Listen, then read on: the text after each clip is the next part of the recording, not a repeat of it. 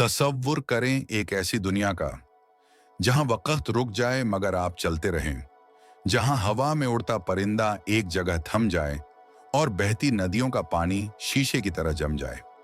ये कहानी है जमान की, एक आम इंसान जिसने कभी नहीं सोचा था कि एक सुबह वो उठेगा तो पूरी कायनात उसके लिए रुक चुकी होगी।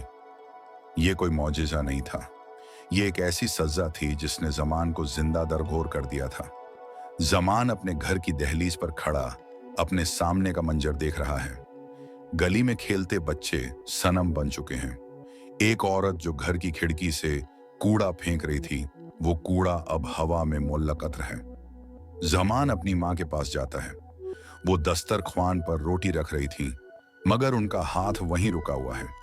जमान उनका हाथ पकड़ता है, मगर वो किसी पत्थर की तरह ठंडे और सख्त हैं। आज तीसरा दिन है, इस पूरे गांव में कोई नहीं जागा। मैं चीखता हूं तो मेरी आवाज भी मेरे कानों तक नहीं पहुंचती। क्या मैं मर चुका हूं या ये पूरी दुनिया ही खत्म हो गई है? जमान पागलों की तरह गांव के बाहर पुराने कुएं की तरफ भागता है। वहां उसे एक शख्स नजर आता है जो काले चौगे में कुएं की दीवार पर बैठा आराम से एक सेब खा रहा है। वो हिल रहा है, वो जिंदा है। जमान उसे झिंझोड़ता है और पूछता है कि तुम कैसे हिल रहे हो, ये सब क्या है? वो मुसाफिर अपनी गहरी आंखों से जमान को देखता है। उसके हाथ में एक पुरानी मिट्टी की घड़ी है, जिसकी रेत नीचे नहीं बल्कि ऊपर की तरफ जा रही है। वो मुसाफिर कहता है कि जमान, हर रुकी हुई चीज मुर्दा नहीं होती। मैं यहां तुम्हें बचाने नहीं बल्कि ये पूछने आया हूं कि क्या तुमने कभी वक्त की कीमत जानती थी या सिर्फ गुजरते दिनों को जिंदगी समझते रहे? मुसाफिर कुएं की तरफ इशारा करता है। जमान नीचे देखता है तो उसकी रूह कांप उठती है। पानी की जगह वहां हजारों लोगों की घड़ियां तैर रही हैं और हर घड़ी की सुई उल्टी चल रही है। मुसाफिर चिल्लाया कि भागो, जमान साए जाग गए हैं। सूरज का रंग खून की तरह सुर्ख हो जाता है और उन जमे हुए लोगों के साए जमीन से अलग होकर खड़े होने लगते हैं। वो काले साए अब जमान की तरफ बढ़ रहे हैं। जमान जंगल की तरफ भागता है, जबकि उसके पीछे पूरे गांव के लोगों के काले साए तेजी से उसकी तरफ लपक रहे हैं। जमान जंगल में एक पुराने दरख्त के पीछे छुपकर अपनी सांस रोक लेता है। तभी उसके कान में वही पुरअसरार हंसी गूंजती है।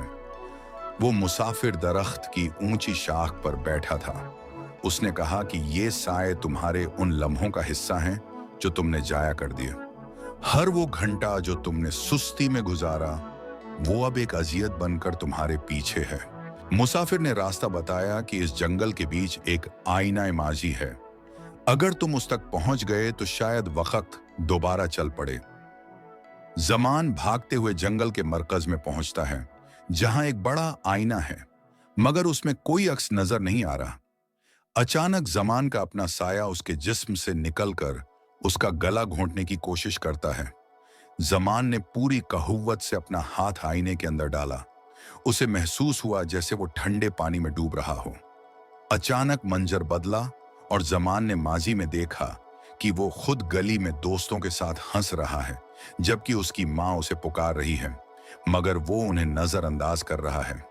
जमान रोने लगा कि मैं कितना मगरूर था, मैंने कभी उन लम्हों की कदर ही नहीं की। तभी वो मुसाफिर उसके पीछे आ खड़ा हुआ और उसका चेहरा साफ हो गया। वो मुसाफिर कोई और नहीं बल्कि बूढ़ा जमान था। उसने कहा कि ये रुका हुआ गांव मेरी तरफ से तुम्हें दिया हुआ आखिरी मौका है, ताकि तुम मेरे जैसा पछतावा ना बनो। अचानक आईना फट गया और रोशनी का एक धमाका हुआ। जमान की आंख खुली तो वो अपने घर में दस्तरख्वान पर बैठा था। उसकी माँ वहीं रोटी उसके सामने रख रही थी। उनके हाथ गर्म थे और उनमें जिंदगी थी। बाहर गली में बच्चों के खेलने की आवाज आ रही है। वक्त चल रहा था। जमान ने खिड़की से बाहर देखा तो दूर कुएं के पास वही मुसाफिर खड़ा मुस्कुरा रहा था और फिर वो हवा में गायब हो गया। साल गुजरते गए और जमान बूढ़ा हो गया, मगर उसने अपना हर पल दूसरों की मदद में गुजारा। एक शाम जब सूरज ढल रहा था, जमान वही काला चोगा पहनकर कुएं की दीवार पर बैठा था। उसने देखा कि एक जवान लड़का परेशान हाल भागता हुआ उसकी तरफ आ रहा है। जमान ने मुस्कुराकर अपनी मिट्टी की घड़ी देखी। रेत ने दोबारा गिरना शुरू कर दिया था।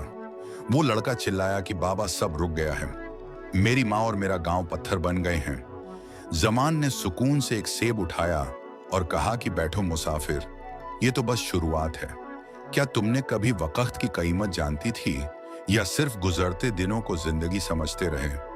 वक्त का कैदी अब वक्त का निगहबान बन चुका था, क्योंकि कहानियां खत्म हो सकती हैं मगर वक्त का सबक हमेशा जिंदा रहता है।